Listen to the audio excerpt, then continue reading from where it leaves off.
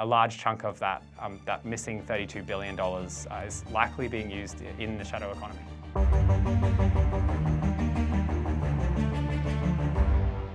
Julian, when it comes to the cash used in the increasingly digital economy, who's still using it legitimately, how much and on what? Yeah, so we know that of all the transactions in Australia, about 1 in 5 of them are used in cash. But beyond that, it's all actually a bit of a mystery. The RBA has done some research into this, and they've come up with some broad categories about where the cash has ended up. But some of them, I guess, are more accurate than others, or more confident. They have more confidence in some of these categories. So they said that 14% of Australia's cash is used in legitimate transactions. Around 7% is either lost or destroyed.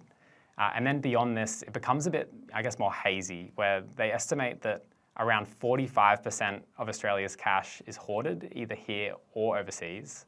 And then around 11% ends up being used in the shadow economy. So if you look at those numbers and you go and add them all up, you'll realize that that doesn't actually come to 100%. That's only accounting for about 70% of Australia's cash. And I guess that leaves $32 billion unaccounted for. Okay, so let's look at the theories as to where that $32 billion unaccounted for is going. Is it criminal activity? Is it cash jobs? What are the theories? Well, the Reserve Bank, in its analysis, noting that it finds this shortfall of $32 billion, it suggests that the rest of it must all be hoarded. There's no other place it could be, so the rest of that cash must just be, under people's pillows, in their houses, and they've got no way of knowing. So those people haven't declared it on the surveys or anything like that. So that cash must all be hoarded.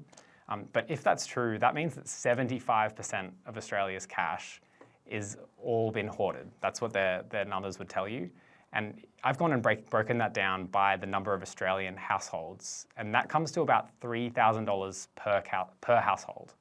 And I don't know about you, but I don't have $3,000 in my house. None of the people that I spoke to about this have anywhere near that much in their house. So one way that the RBA suggests this might work out is that a small number of households are hoarding the majority of that cash. But then again, if you look at the numbers, you'd need 100,000 households with $320,000 each. So beyond checking under the mattress, what other theories are there? So the other big one is crime, basically. And one reason to think that there might be more than that 11% that the RBA says is used in the criminal economy is that you think about the demand for notes, and it's the $50 and the $100 bill that are the most in demand. The others, the smaller denomination bills, really aren't being printed at the same rates. I went and had a look at the RBA's analysis a little closer about how they came up with this figure for the shadow economy. And there's a couple of assumptions in there that seem maybe on the conservative side. So for one, they based their estimate on the size of the criminal economy. They base it on this report from back in 2017, the Black Economy Task Force report.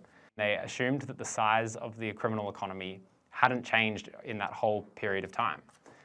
But if you look at some of the metrics that are out there, like for example, the amount of cocaine in the wastewater in Australia, that's actually doubled in that same period of time, which suggests that perhaps the size of the criminal economy is a lot bigger than back in 2017.